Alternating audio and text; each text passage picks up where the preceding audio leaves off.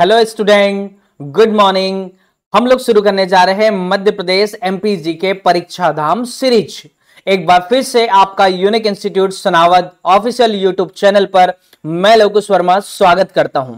आज हम बात करने वाले हैं एमपी जीके की, और मैं बता दूं ये जो लेक्चर है हमारा स्पेशली एमपीपीएससी स्टूडेंट्स के लिए डेडिकेट है। उसके अलावा आप एमपी की सारी एग्जाम अगर बात करें एमपी एसआई की, एमपी पुलिस की या फिर अन्य एग्जाम्स की, हर एक एग्जाम में एमपी जीके जहां जहां भी आपको रिक्वायरमेंट है आपके लिए काफी महत्वपूर्ण लेक्चर होने वाला है।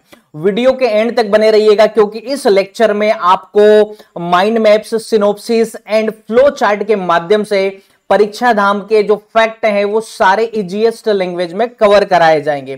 तो चलिए, ये मेरा इंट्रोडक्शन है जो आपने देख लिया होगा। बढ़ते हैं हम लोग आगे की क्लास की ओर।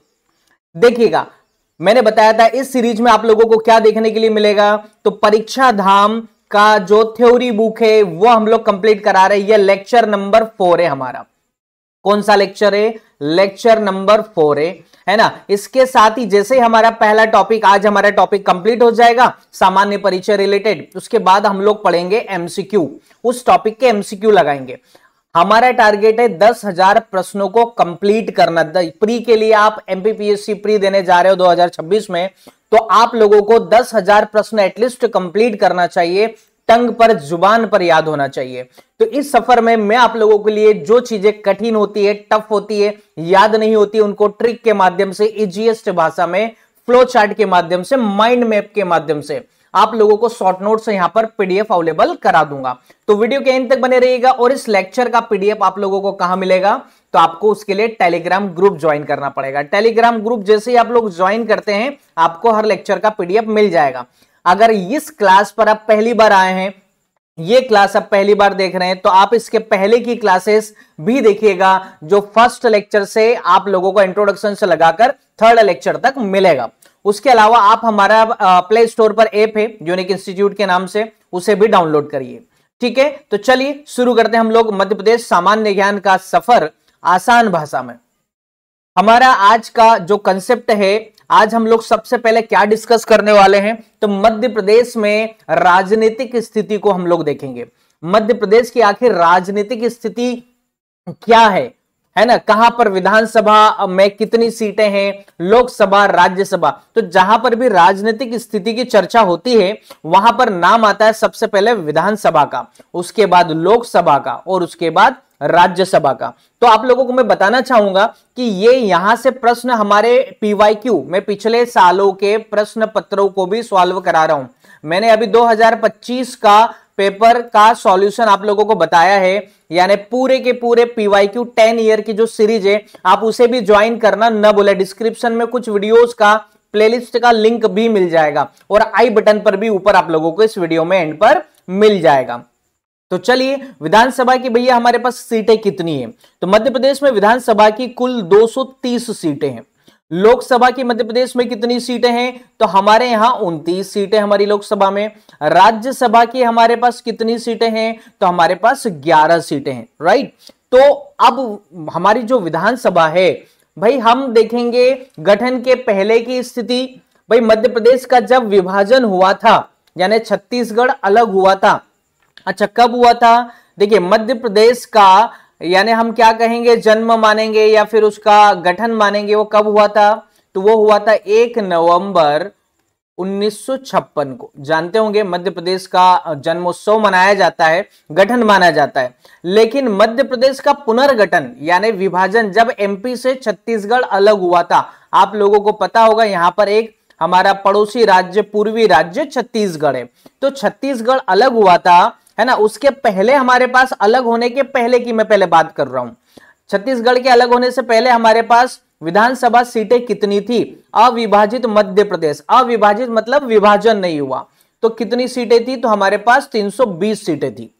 लेकिन वर्तमान में अगर आपसे प्रश्न बनेगा तो करंट वर्तमान सीटों से रिलेटेड ही बनेगा, है ना। ये जनरली आपसे एग्जाम में नहीं पूछा जाता है या पूछा जाता रहा है। आप लोगों को मध्य प्रदेश में विधानसभा की वर्तमान सीटें पता होना चाहिए कितनी है, तो 230 सीटें हैं। लोकसभा की हम लोग चर्चा कर लेते हैं। भाई हमारे अविभाजित मध्य प्रदेश में, अब अविभाजित मध्य प्रदेश का मतलब समझ गए, इस टर्म का मतलब 40 सीटें हुआ करती थी लोकसभा में, क्योंकि बाद में छत्तीसगढ़ की विभाजन के बाद ये सीटें कहां चले गई, तो ये छत्तीसगढ़ में चले गई। एमपी से अलग हो गया छत्तीसगढ़, कब हुआ था, तो 1 नवंबर है ना 2000 में, है ना, सीजी और एमपी अलग हुए थे।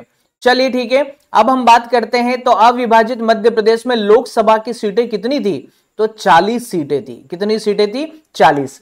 वर्तमान में लोकसभा में सीटें कितनी है, ये आपके लिए इंपॉर्टेंट है, याद रखना। ये आपके लिए विधानसभा की वर्तमान सीटों की संख्या याद रखना इंपॉर्टेंट हो जाता है, क्योंकि यहां से प्रश्न बनता है। कैसे प्रश्न बनते हैं, तो पीएससी या फिर वनडे एग्जाम आप दे रहे हैं तो स्पेशली ये लेक्चर पीएससी के लिए है, लेकिन आप पीएससी की अगर तैयारी कर रहे हो तो वनडे एग्जाम तो आसानी से आप कवर कर ही लेते हो, है ना। तो यहां पर 29 सीटें हैं। अब राज्यसभा सीटों की बात करते हैं, हमारे पास टोटल कितनी है, 11 सीटें। तो याद रखिएगा, देखो टोटल याद रखना है, विधानसभा में वर्तमान में 230, लोकसभा में 29 और राज्यसभा में 11। चलिए इतना समझ में आया, तो ये सीटों की संख्या आपको याद रखना है। अब हम बढ़ते हैं कि आखिर जाति वाइज या फिर हम कैटेगरी वाइज उनका विभाजन क्या है। तो देखिएगा, आपको विभाजन देखने के लिए मिलेगा विधानसभा में और लोकसभा में। कहां कहां मिलेगा, विधानसभा में और लोकसभा में। अब अविभाजित मध्य प्रदेश में कितनी सीटें, में इनकी चर्चा नहीं करूंगा। मेरा सिर्फ अभी हमारे लिए काम का डेटा क्या है कि वर्तमान में लोग विधानसभा में कितनी सीटें, तो 230 है। अब 230 में हमारे पास एसटी की कितनी सीटें हैं, 230 में हमारे पास एसटी की कितनी सीटें हैं, अनुसूचित जनजाति की, तो हमारे पास 47 सीटें हैं। कई बार ये परीक्षा में पूछा गया है, मध्य प्रदेश विधानसभा में वर्तमान में, है ना, विधानसभा कुल सीटों में एसटी की संख्या कितनी है या अनुसूचित जनजाति की विधानसभा में कितनी सीटें हैं, तो आपका जवाब क्या होगा, 47। एससी की बात करते हैं तो हमारे पास 35 सीटें हैं। किसमें से, इस 230 में से विभाजन हुआ है, यानी विधानसभा में टोटल सीट कितनी है, तो कुल तो हो गई कितनी है हमारे पास 230, लेकिन अनुसूचित जनजाति की है, एसटी मतलब अनुसूचित जनजाति जानते हैं, एससी मतलब अनुसूचित जाति, 47 और 35। तो आप लोगों को याद रखना है, ठीक है। चलिए ठीक है, आप लोगों को लोकसभा की आप चर्चा कर लेते हैं। वर्तमान में अभी बताया कि 29 सीटें हमारे पास। अब 29 सीटों में हमारे पास एसटी की कितनी है, तो एसटी की हमारे पास 6 सीटें हैं और एससी की कितनी सीटें, हमारे पास 4 सीटें। तो आपने देखा मध्य प्रदेश में विधानसभा, लोकसभा और राज्यसभा के बारे में हमने चर्चा करी अभी हाल फिलहाल में राजनीतिक स्थिति की, कि एमपी में विधानसभा, लोकसभा और राज्यसभा में कितनी सीटें हैं और एससी एसटी की कितनी सीटें हैं। चलिए बढ़ते हैं आगे। मध्य प्रदेश के कुछ ऐसे फैक्ट हैं जो आपके एग्जाम में पूछे जाते रहे हैं, ये पीवाईक्यू के बेसिस पर और आपके परीक्षा धाम में जो महत्वपूर्ण तथ्य दे रखे हैं वो सब कुछ मैंने यहां पर कवर कर रखा है, यानी पूरी बुक आप लोगों को यहां पर कवर करने का मौका मिल रहा है। साथ ही उसको एक नए अंदाज में, एक नए फॉर्म में आप लोगों के सामने हमने प्रेजेंट किया है। तो क्षेत्रफल की बात करते हैं, मध्य प्रदेश का क्षेत्रफल कितना है, तो भैया मध्य प्रदेश का क्षेत्रफल है 3,08,252 वर्ग किलोमीटर। 3,08,252 वर्ग किलोमीटर एमपी का एरिया है, ठीक है। अब क्षेत्रफल की दृष्टि से मध्य प्रदेश का सबसे बड़ा जिला कौन सा है, तो क्या नाम होगा, छिंदवाड़ा। क्षेत्रफल की दृष्टि से सबसे बड़ा जिला है मध्य प्रदेश का छिंदवाड़ा, यानी क्षेत्रफल में छिंदवाड़ा का एरिया जो है क्षेत्रफल है सर्वाधिक है। अब क्षेत्रफल की दृष्टि से सबसे छोटा जिला निवाड़ी, तो याद रखिएगा निवाड़ी जिला सबसे स्मॉलेस्ट है ना, ये याद रखिएगा, ठीक है। और ये सबसे बिगेस्ट है in the form of area, ठीक है। चलिए ये याद रखेंगे आप लोग।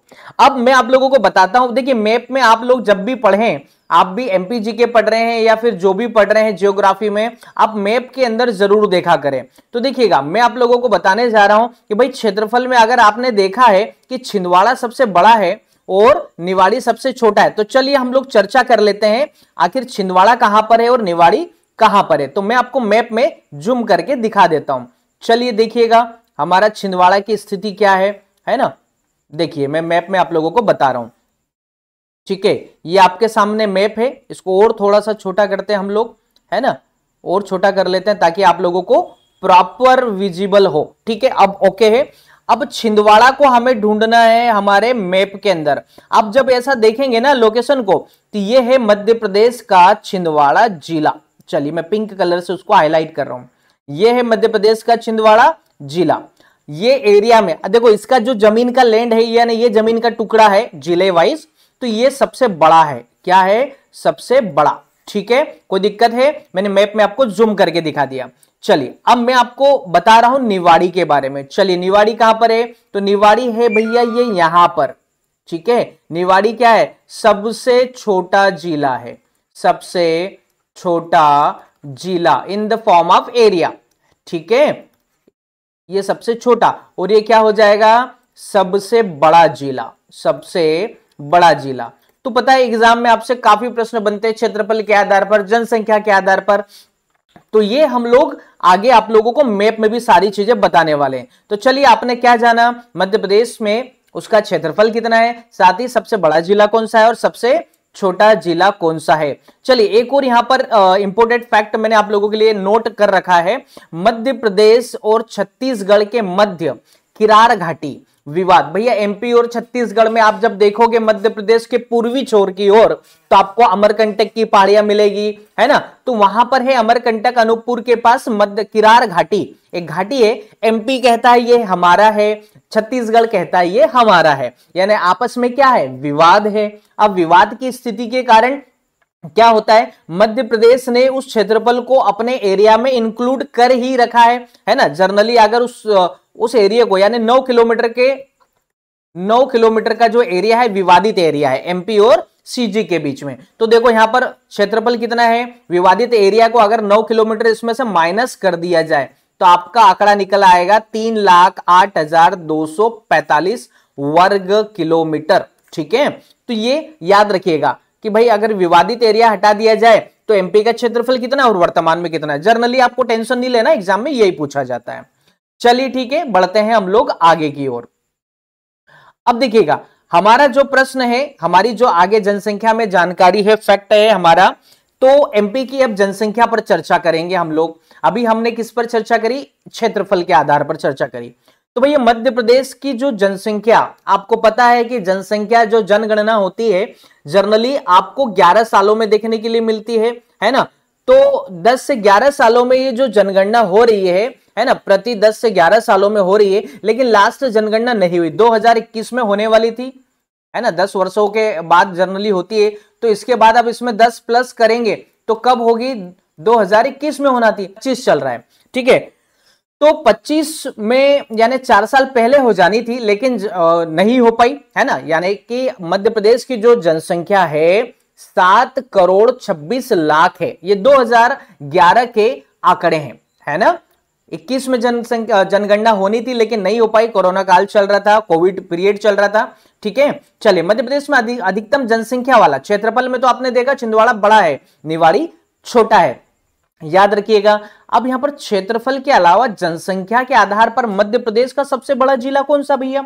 तो इंदौर को याद रखिएगा। अब जब इंदौर जाएंगे तो आपको इंदौर में दिख ही जाएगा हर चौराहे पर भीड़ भाड़, यानी आपको बहुत ज्यादा जनसंख्या देखने के लिए मिलती है मध्य प्रदेश के इंदौर में। चलिए ठीक है, मध्य प्रदेश में न्यूनतम जनसंख्या वाला जिला कौन सा है? तो निवाड़ी। तो निवाड़ी के बारे में आपको एक और फैक्ट जानने को मिला, ये क्षेत्रफल में भी सबसे छोटा जिला और जनसंख्या में सबसे छोटा जिला। तो ये क्षेत्रफल में क्या है? क्षेत्रफल में सबसे छोटा है, सबसे छोटा है कौन? निवाड़ी जिला। और ये जनसंख्या में भी सबसे छोटा है, जनसंख्या में भी, है ना, सबसे छोटा है। ठीक है, आप लोगों को याद रखना है ये महत्वपूर्ण फैक्ट, और आपके एग्जाम में जब पुराने प्रश्न पत्रों को आप उठा के देखोगे तो आपको देखने के लिए मिलते हैं। चलिए ठीक है, तो हम लोग बढ़ते हैं अगले फैक्ट की ओर। मध्य प्रदेश में न्यूनतम जनसंख्या वाला जिला कौन सा है? तो मध्य प्रदेश में न्यूनतम जनसंख्या वाला जिला है हरदा। ठीक है, ये कब की बात है? ये वर्तमान की बात बता रहा हूं भाई। अभी हमारा निवाड़ी जो जिला है वर्तमान में सबसे छोटा है जनसंख्या में, एरिया में, लेकिन पहले कब कौन सा हुआ करता था? हरदा हुआ करता था। कौन सा हुआ करता था? 2011 के जनसंख्या के मुताबिक, जनगणना के मुताबिक। लेकिन ये वर्तमान आंकड़ा, अभी आप कहेंगे सर जनगणना तो नहीं हुई, लेकिन वर्तमान आंकड़े हमारे पास, हमारे शासन के पास होते हैं। चलिए ठीक है, बढ़ते हैं आगे की ओर। अब हम बात करेंगे जनसंख्या घनत्व के ऊपर। मध्य प्रदेश की जनसंख्या घनत्व, अब जनसंख्या घनत्व का मतलब क्या होता है? तो देखिए प्रति वर्ग किलोमीटर में रहने वाले लोगों की कुल संख्या को जनसंख्या घनत्व कहते हैं। तो मध्य प्रदेश का जनसंख्या घनत्व 236 प्रति वर्ग किलोमीटर है। भाई एक वर्ग किलोमीटर एरिया में कितने लोग निवास करते हैं, उसको हम लोग कहते हैं जनसंख्या घनत्व। तो हमारे यहां पर क्या स्थिति है जनसंख्या घनत्व की, तो हमारे यहां पर जनसंख्या घनत्व 236 व्यक्ति मिलेंगे, यानी एक वर्ग किलोमीटर में 236 व्यक्ति निवास कर रहे हैं।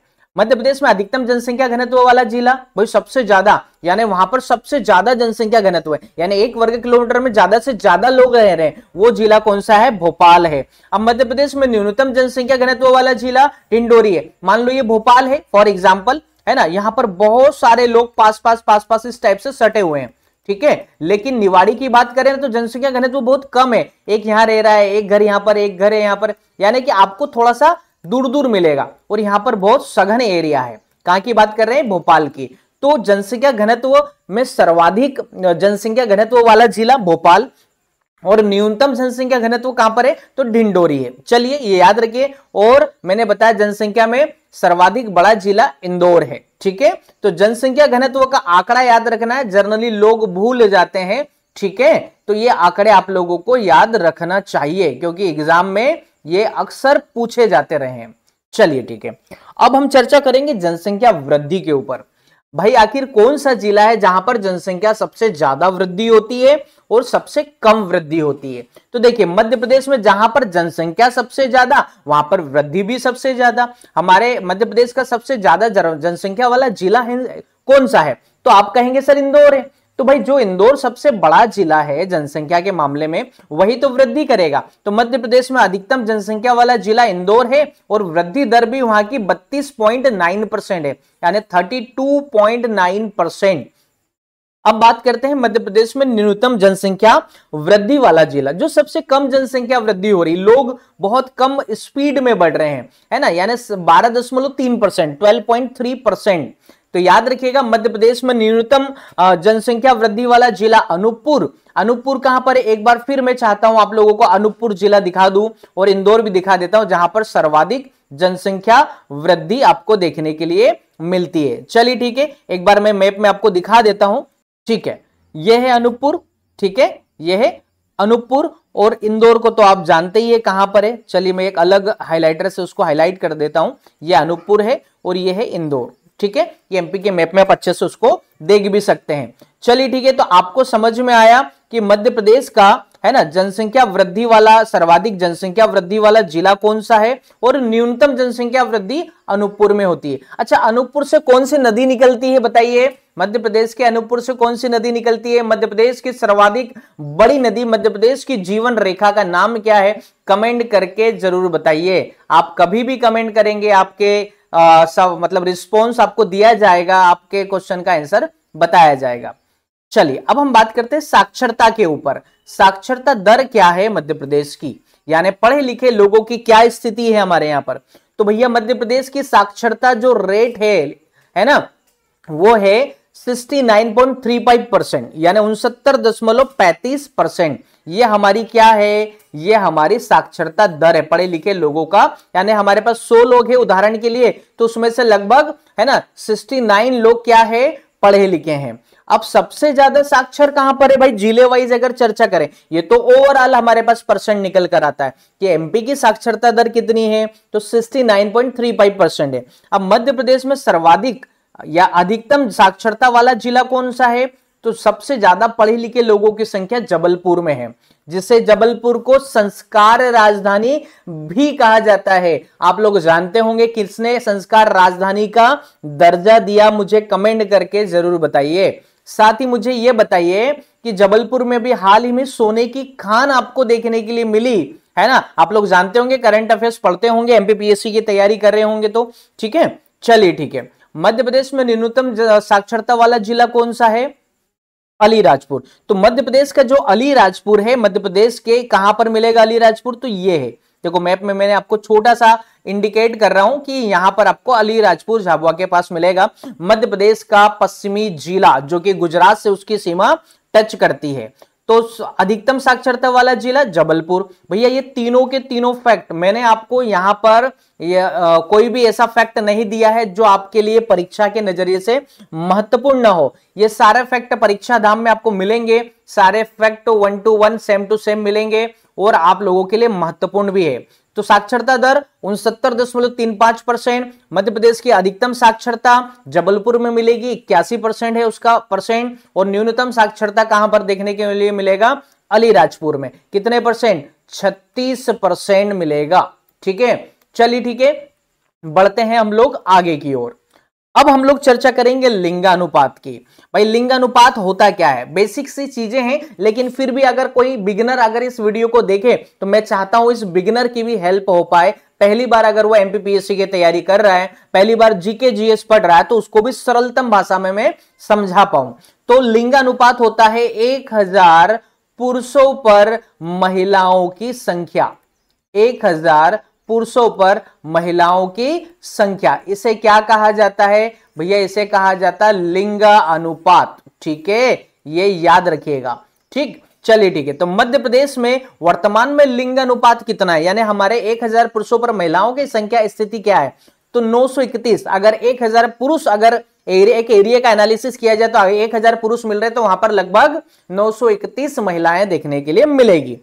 अब ये हर जगह स्थिति नहीं है, क्योंकि हर एक चीज हर एक जगह समान भी नहीं हो सकती है ना। तो मध्य प्रदेश में अधिकतम लिंगानुपात वाला जिला कौन सा है? तो बालाघाट है। वहां पर सबसे ज्यादा, यानी पुरुष 1000 पुरुषों पर महिलाओं की संख्या कितनी है? तो भैया 1021, यानी पुरुषों से भी 21 महिलाएं ज्यादा रहती है। तो लिंगानुपात का सिंपल भाषा में मतलब समझाने के लिए मैं आप लोगों को इतना डिटेल में बताता हूं एक एग्जाम्पल के माध्यम से। मध्य प्रदेश में न्यूनतम लिंगानुपात वाले जिला भिंड में। भैया यहां पर भिंड कहां पर है? तो मध्य प्रदेश के मुरैना, ये यहां पर है भिंड। देखो मैं मैप में दिखा रहा हूं, एक बार फिर से हाईलाइट कर देता हूं। आप लगे तो बाद में पीडीएफ मिलेगा टेलीग्राम पर, ऐप पर, तो आप उसको जूम करके देख सकते हो, अपने पास मोबाइल में सेव कर सकते हो। और वीडियो पर अगर आप पहली बार आए हैं तो वीडियो को जरूर सब्सक्राइब करें, और वीडियो को लाइक करें, चैनल को सब्सक्राइब करें, और ज्यादा से ज्यादा दोस्तों को शेयर करें, क्योंकि आपको यहां पर मिलने वाले ही कंप्लीट एमपीजी के सीरीज। साथ ही अभी हम लोग शुरू करने जा रहे हैं पीवाईक्यू 10 ईयर, एमपीपीएससी के पीवाईक्यू 10 ईयर का सीरीज, उसके साथ में ल्यूसेंट जीके सीरीज। तो दोस्तों आप लोगों को इस चैनल को जरूर सब्सक्राइब करना चाहिए। आप लोगों को यहां पर बहुत ही महत्वपूर्ण डेटा मिलने वाला है। आप चाहे किसी भी एग्जाम की तैयारी करो, एसएससी हो गया, बैंकिंग हो गया, पीएससी हो गया, यूपीएससी हो गया, हर एक एग्जाम के लिए बहुत ही वैल्यूएबल कंटेंट यहां पर आपको मिलने वाला है। चलिए ठीक है। तो मध्य प्रदेश में न्यूनतम लिंग अनुपात वाला जिला भिंड, और सबसे ज्यादा लिंग अनुपात कहां पर है? तो बालाघाट में। याद रहेगा। अब कई बार लोगों को याद नहीं रहता, तो कुछ आप वहां पर ट्रिक्स का इस्तेमाल कर सकते हैं, है ना। तो याद रखिएगा, लिंग अनुपात में बीबी से बी से बालाघाट, बी से भिंड, ये सबसे ज्यादा है और ये सबसे कम है। भैया याद रहेगा। भाई लिंग अनुपात अगर आपको भूल जाओ कि भैया सबसे ज्यादा लिंगानुपात का, तो बीबी को याद रख लेना, बीबी याद दिला देगी आपको, है ना। बी से बालाघाट हो जाएगा और बी से भिंड हो जाएगा। चलिए ठीक है, एक छोटा सा एग्जांपल था, आप खुद से भी ऐसे याद रख सकते हैं। चलिए अब हम लोग चर्चा करेंगे मध्य प्रदेश की फाइनेंशियल कंडीशन की, आर्थिक स्थिति की। तो अर्थव्यवस्था पर हम लोग नजर डालेंगे कि मध्य प्रदेश की जो अर्थव्यवस्था आधारित किस पर है, किस पर डिपेंड करती है? तो कृषि प्रधान है। यानी भैया हमारे यहाँ पर किसानों की संख्या आपको ज्यादा देखने के लिए मिलेगी, हमारे पास खेती बाड़ी का एरिया ज्यादा देखने के लिए मिलेगा। मतलब हमारी अर्थव्यवस्था की रीढ़ की हड्डी है कृषि। दलहन उत्पादन में भारत में प्रथम स्थान है। भैया हमारे यहाँ पर दलहन के उत्पादन में, दालों के उत्पादन में हमारे मध्य प्रदेश का स्थान भारत में प्रथम है। मध्य प्रदेश में लगभग 20 प्रकार के खनिज पाए जाते हैं। खनिज भी हमारी आर्थिक स्थिति को एक मजबूती देते हैं। तो हमारे पास 20 प्रकार के खनिज पाए जाते हैं। अब 20 प्रकार के जो खनिज पाए जाते हैं उनमें अगर मैं बात करूं तो मध्य प्रदेश का हीरा, मैग्नीज, तांबा, इनमें मध्य प्रदेश का प्रथम स्थान है। मध्य प्रदेश में जो हीरा है, मैग्नीज है, तांबा है, इनके उत्पादन में मध्य प्रदेश का क्या है? प्रथम स्थान। तो याद रखिएगा और मुझे कमेंट करके बताइए मध्य प्रदेश के किस जिले में हीरे का उत्पादन होता है ना। मध्य प्रदेश के किस जिले में मैग्नीज का उत्पादन होता है और मध्य प्रदेश के किस जिले में तांबे का उत्पादन होता है। तो ये आप लोगों को याद रखना है। चलिए ठीक है, तो इस क्लास को आपने एंजॉय किया होगा ऐसा उम्मीद करता हूं। और ये हमारा 4th लेक्चर सामान्य परिचय को लेकर था, मध्य प्रदेश सामान्य ज्ञान को लेकर था। इसके बाद हम लोग एमसीक्यू भी लगाने वाले हैं। अगर आप इस चैनल पर पहली बार हैं तो चैनल को जरूर सब्सक्राइब करो, वीडियो को लाइक करो और अपने दोस्तों को शेयर करो। और हम लोग मिलेंगे इसके अगले वीडियो में। 5th हमारी अल्टरनेट डे क्लास हो रही है, एक दिन छोड़कर, ताकि आप रिवाइज कर पाए, नोट्स बना पाए। तो चलिए लाइक कीजिए फटाफट करके, शेयर करके, फॉलो करें, इंस्टा पर भी हमारा पेज है और चैनल को जरूर सब्सक्राइब करें। मिलते हैं नेक्स्ट वीडियो में।